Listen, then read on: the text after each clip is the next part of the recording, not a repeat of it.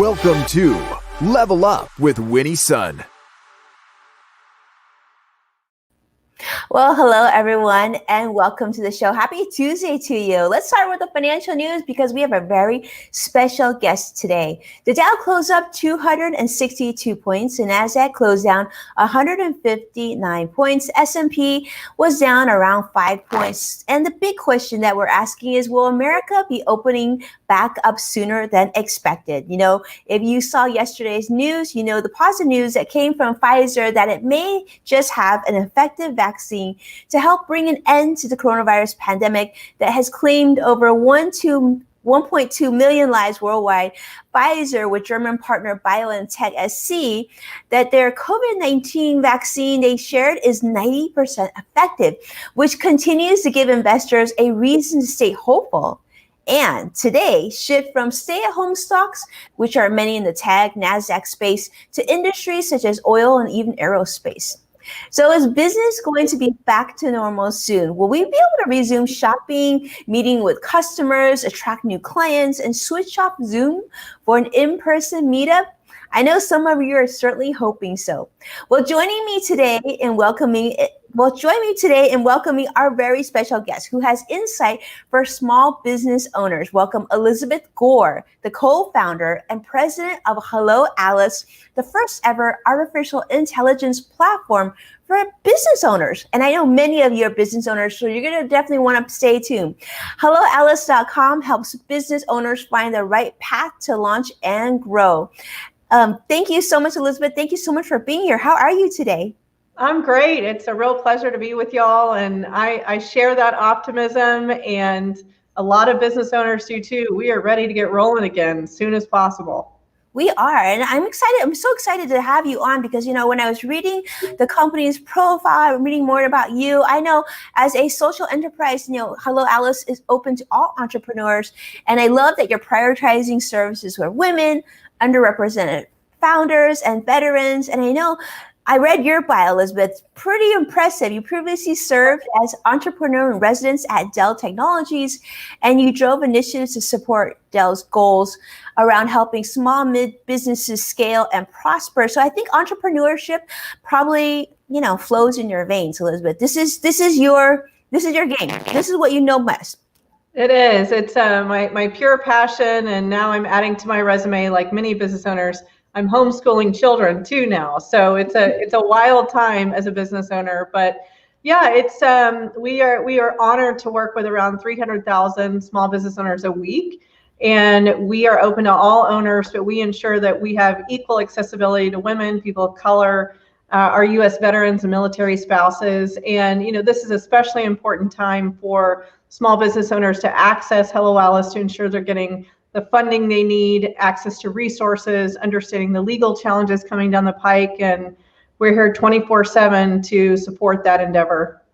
Wow, that's incredible. Well, I know certainly a lot of people need help. Elizabeth, you know, COVID-19 cases are raging here in the U.S. Now we have just crossed over the 10 million mark as we go into the third wave of infections, which is translating into furloughs, layoffs, and ultimately closures for too many American businesses. So many businesses are seeking help. And so I'd love, if you don't mind, Elizabeth, talk about the study that Hello Alice and GGV Capital released, this major study that you shared.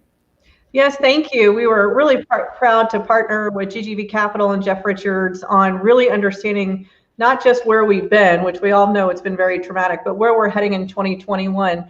And a few things that might surprise you, you know, we know about the closures, we know how tough it was to get PPP, but a lot of small business owners actually upped their spend on technology, which shows me that they are pivoting and they're really understanding the virtual sale, how critical that is, understanding how to access payments better, how to go digital with all their products. So that does give me hope that a lot of businesses will make it through.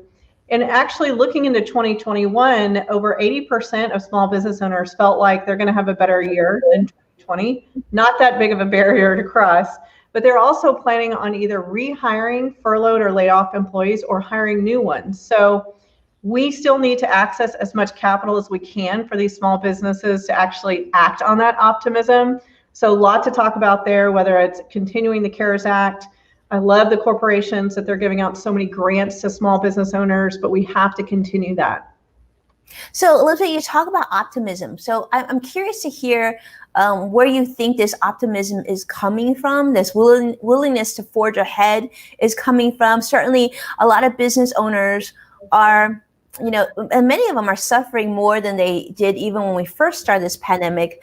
But they're looking forward, and you said utilizing more technology. You and I are both now homeschooling professors, if you will. Talk to me about that. I mean, business owners, do you feel like there's more optimism, and where is that coming from? Well, if you're a business owner, you're an optimist. It's hard in good times and bad to be a business owner. And you obviously see a value that you can offer someone, whether it's in a product or a service. I certainly cannot discount how hard it's been, the amount of closures we've had. I especially worry for owners who opened, closed, reopened, and now are closing again with this third wave. There's a significant cost that comes to reopening and closing. However, I also am glad to see how many business owners are applying for as much as they can, whether that be federal or state funding. Those are private grants, those are lines of credit. I also want to encourage folks to write to whoever's doing their business services. Can I halt payment on different services? Can I get some rent relief? Keep asking, because sometimes money just doesn't come from grants you apply for, but where is it in your normal bill pay? So they're making it through, but we have to keep ensuring that, again, they can live out that optimism by giving them what they need. And most of that is in cash grants and loans.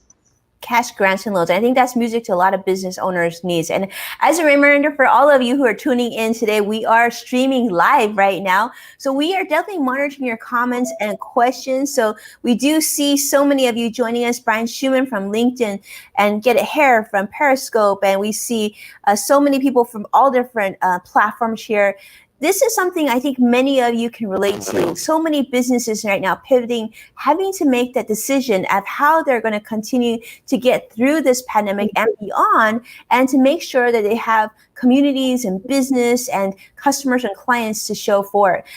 Elizabeth, we know that many business owners have suffered, right? And we're reading in the news that minority businesses have suffered in greater percentages. And your report actually talks about the new majority, which I'd love for you to share a little bit more about, that includes Black, Hispanic, LGBT plus community, American business owners. What are some of the findings from your report for those communities? Well, at Hello Alice, we decided to stop using the term minority because the new majority of business owners are this collective group of traditionally underrepresented. And that includes our white male counterparts who are in rural environments and don't have equal access. So we found that the new majority of business owners really started with less cash, and so got hit much harder, particularly the African American and Latinx community, as well as our U.S. veterans who maybe didn't have traditional banking relationships over the 5 to 10 years, so it was harder for them to access PPP. So we need to ensure that as more funding comes out through stimulus, and it needs to, and I implore Congress to keep that going, that it also gets into the hands of those who need it the most. So how can we apply to PPP if we don't have a traditional banking relationship, we don't have lawyers to help us or so on? We need to ensure that we have that kind of access. So we've built the COVID-19 Business Center, COVID19businesscenter.com, that really helps small business owners to apply for public and private funds. Also, there are industry-specific centers in there to give you tips on keeping COVID safe and keeping your business open. And finally, how to connect with each other. We love peer-to-peer mentorship, reaching out to other business owners. What are tips that you have to make it through this is really critical. I love that you say that. I think that this experience that we've all gone through has really emphasized the importance of peer-to-peer mentoring. And we're seeing that all over social, we're seeing different communities. And certainly I know you're up in Silicon Valley, right? And that seems to be very a trend that is probably going to stick around for some time. So that's good to hear, because I do think there's been a lot of notice that certain areas of the country, certain communities are struggling more so than ever. And it's interesting to hear how you said that they simply didn't have the savings, right, to weather this storm. They were caught unexpectedly. The other area that we should really talk about, especially during this the pandemic, we saw with the CARES Act, was the Paycheck Protection Program, right, which people know as the PPP loans, right? Received plenty of positive and then also plenty of negative media attention. The loan was designed originally to encourage and assist small business owners to keep their employees on payroll. A lot of people don't know that, but instead, we saw in the news that there were a lot of large corporations, many in our neighborhoods, who also took advantage of the program in not such a good way. Interesting, in your report, it actually showed that 52% of small business owners applied versus 48% didn't. That's a huge number. So almost 50% of this population of small business owners didn't even apply for the PPP loan. So I'm curious, number one, obviously we know that some people might not have a banking relationship, but did you find this result interesting? Were you surprised? I wasn't. Business owners are so busy. In the smaller the business, the more busy you probably are. Also taking care of our parents right now. We're taking care of our children.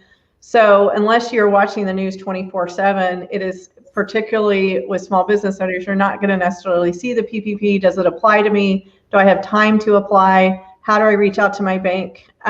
So I want to be very clear that business owners are savvy, but time is always their toughest commodity.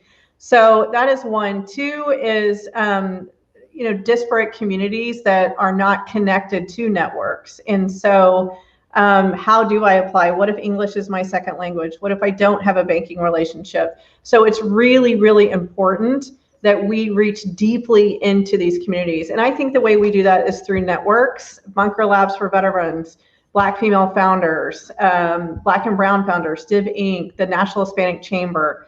We need to make sure we're partnering with those organizations to reach deep into communities to ensure that they're getting this type of funding.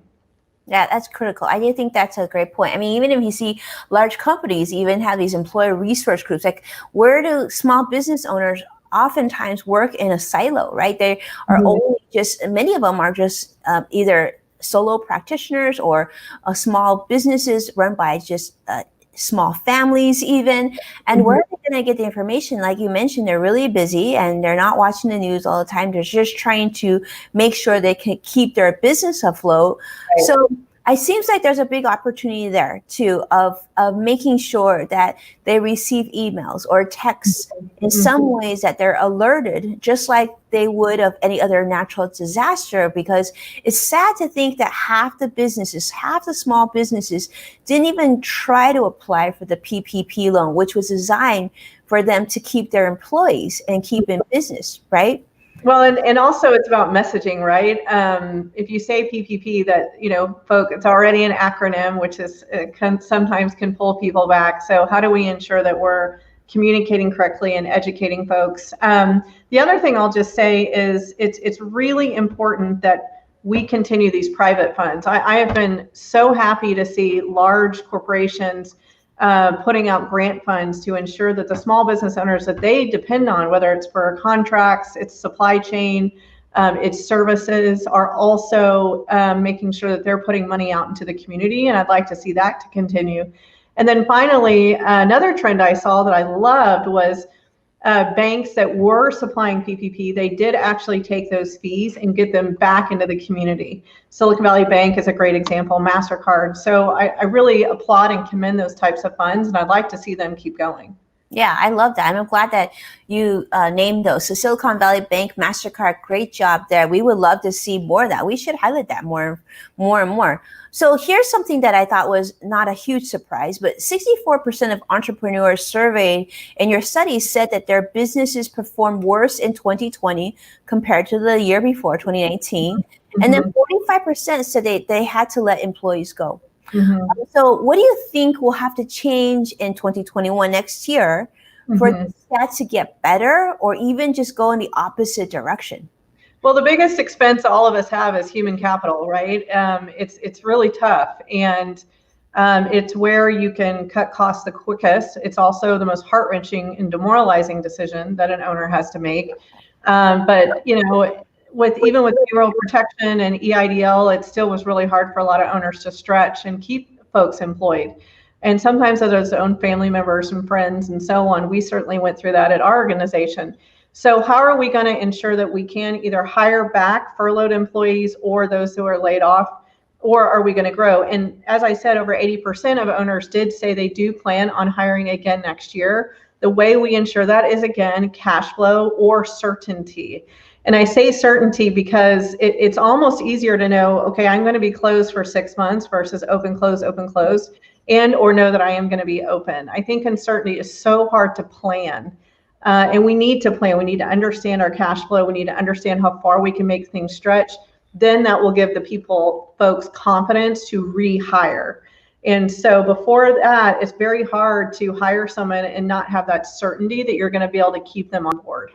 It is so hard to plan. If you just like all the different communities right now, right? We do know with COVID being in its third wave here, as much as we don't want to, I mean, the reality is many of our cities and states might have to temporarily make hard decisions of closing certain things that we've taken for granted and enjoyed just so we can get beyond this pandemic. But like you said, it's so hard to plan for these uncertainties, and so many businesses that were thriving. I mean, look at the amusement parks, right? They were just doing so well.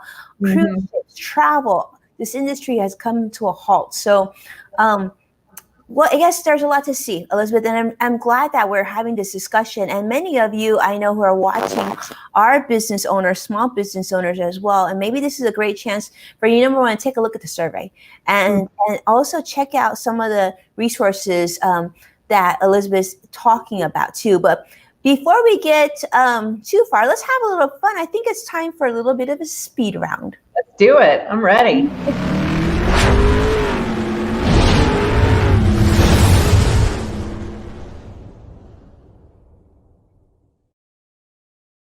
All about you. Now, the first question we're going to ask is, if a small business owner asked you for the best piece of advice, what would it be?